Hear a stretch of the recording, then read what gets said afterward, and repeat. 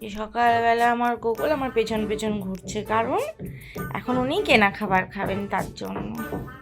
তোমাকে আমি সকালে কেনা খাবার দিইনি? বাহ, কেনা খাবার দিইনি? দিয়েছি তো, দিইনি? আরটু খাবে? আরটু কেনা খাবার দিতে হবে?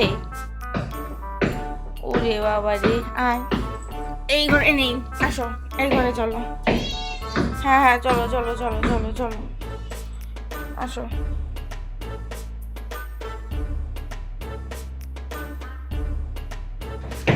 নাও, এই যে খাও। এনে আয়, কালো জামাই নাও, আয় কালো জামাই।